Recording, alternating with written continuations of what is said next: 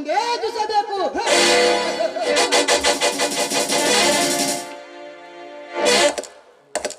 ನಾನು ಜಯ ಹೊಂದಲೇಬೇಕೆಂದರೆ ಇಚ್ಛಾಶಕ್ತಿ ಮತ್ತು ಛಲ ಇವು ಬೇಕೇ ಬೇಕು.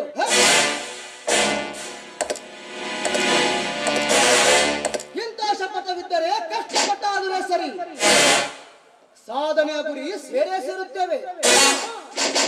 ಇದು ಸ್ವಾಮಿ ವಿವೇಕಾನಂದರ ಹಿತವಾಣಿ. ಆದರೆ ಆದರೆ ಕಾಲ ಕೂಡಿ ಬರುವಂದು ಕಾಯುವುದು ಮೂರ್ಖತನ.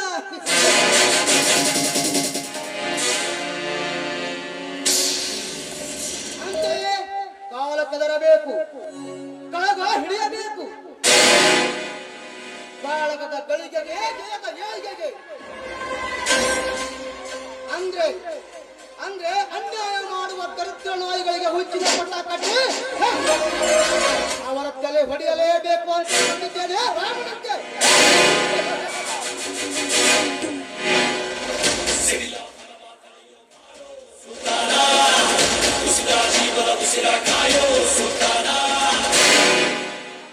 ಬಲದ ಬಾಣದ ಬತ್ತಳಿಕೆ ಬೆನ್ನಿಟ್ಟುಕೊಂಡು ರಾವಣಂತವನ್ನ ಹೆಣ ನಮಲೇ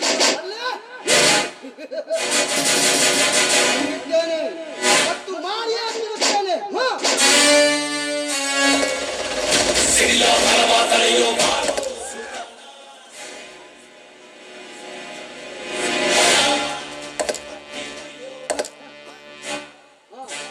ಇಲ್ಲಿ ಯಾರು ಬರುತ್ತಾರೆ?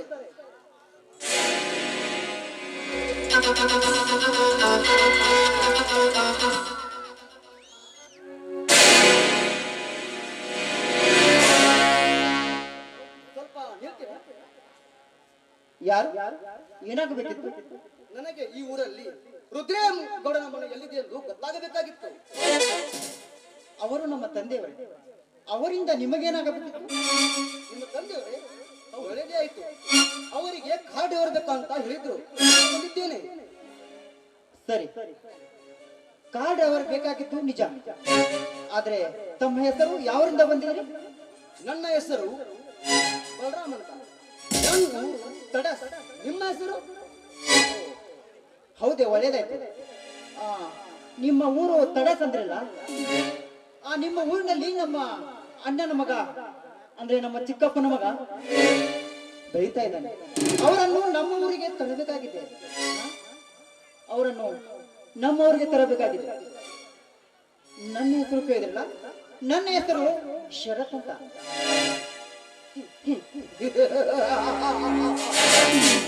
ಆ ಕೊಲೆಗಾರ ರುದ್ರೇಗೌಡನ ಮಗ ಇವನು. ಇವನ ಮೈಯಲ್ಲಿ ಅವನ ರಕ್ತ ಹರಿತಿರುವುದು ಗೊತ್ತುಪಡಿಸಿಕೊಂಡು ಇವನು ಹೇಗೆ ಎಂತ ಅಂತ ತಿಳಿದುಕೊಂಡು ಮುಂದುವರಿಯಲೇಬೇಕು. ಶರತ್, ನೀವು ಅಂದ್ರಲ್ಲ ಆ ಮಗುವಿನಿಂದ ನಿಮಗೆ ತೊಂದರೆ ಹೊರತು ಲಾಭ ಅಂತೂ ಏನು ಇಲ್ಲವೇ ಇಲ್ಲ. ಯಾಕಂದ್ರೆ ನಾನು ಅನ್ನೋದು ಆ ಮಗುವಿನ ಪಾಲನ ಆಸ್ತಿ ಅಲ್ಲ, ನಿಮ್ಗೆ ಅಲ್ವೇ?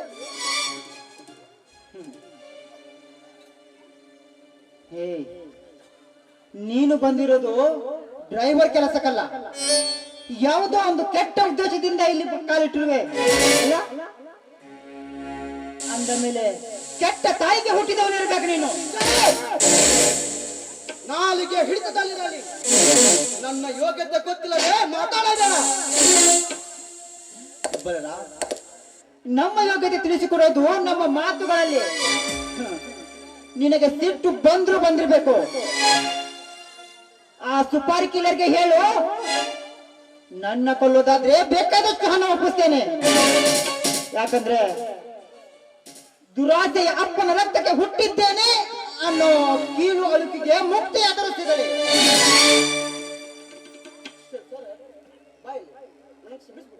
ಇರ್ಲಿ, ನನಗೆ ಕೆಟ್ಟ ತಾಯಿಗೆ ಹುಟ್ಟಿರುವೆ ಅಂದಿಯಲ್ಲ, ಇರ್ಲಿ, ನನಗೆ ಏನು ಬೇಸರವಿಲ್ಲ. ಆದ್ರೆ ನೀನು ಈಗ ಹೇಳ್ತೀನಿ ಕೇಳು. ನಾನು ಬಂದಿರೋದು ಆ ಮಗುನಿಗೋಸ್ಕರ ಮಾತ್ರ. ನಿಮ್ಮ ಅಪ್ಪ ಆ ಮಗು ಕೊಲ್ಲೋದಕ್ಕೆ ಸುಪಾರಿ ಕೊಟ್ಟಿದ್ದ. ಅವನಿಗೆ ಚೆನ್ನಾಗಿ ಬಾರಿಸೇ ಬಂದಿದ್ದೇನೆ. ಹೌದು, ಒಳ್ಳೇದಾಯ್ತು.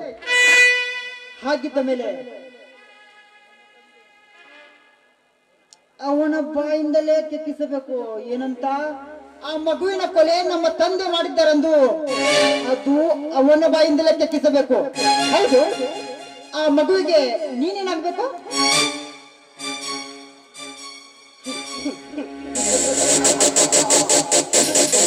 ನಾನು ಇವನಿಗೆ ಸುಳ್ಳು ಹೇಳಲೇಬೇಕು. ಶರತ್, ನಾನು ಆ ಮಗುವಿಗೆ ಸೋದರ ಮಾವಾಗಬೇಕು. ಹಾಕಿದ್ದ ಮೇಲೆ ಆ ಮಗು ಸೇಫ್ ಆಗಿ ಸ್ವಲ್ಪ ದಿನ ಅಲ್ಲೇ ಇರ್ಲಿ ಬಿಡು.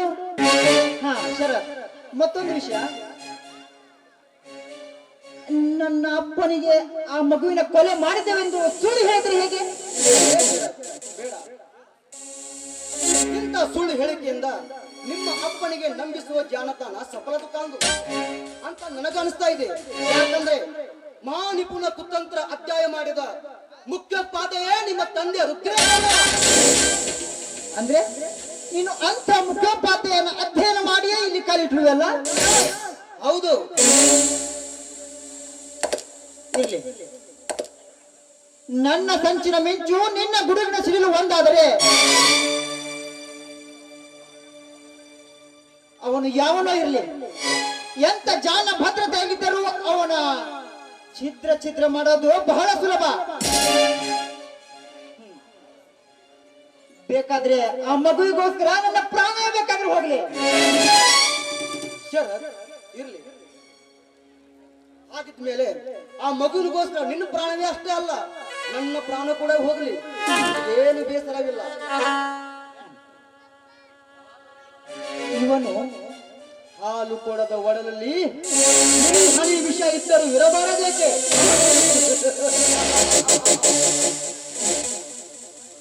ಇವನು ತನ್ನ ವಿಷಯ ತಿಳಿಸುವುದಕ್ಕಿಂತ ಬೇರೆಯವರ ವಿಷಯ ತಿಳಿದುಕೊಳ್ಳುವುದರಲ್ಲಿ ಹೆಚ್ಚು ಸಮಯ ಕೊಡ್ತಾನೆ.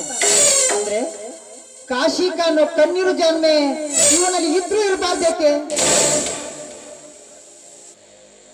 ಶರತ್, ಇರ್ಲಿ, ಬಾ ಹೋಗೋಣ. ಬಲರಾಮ್, ನೀನ್ ಏನ್ ವಿಚಾರ ಮಾಡಬೇಡ, ನಡೆ ಹೋಗೋಣ.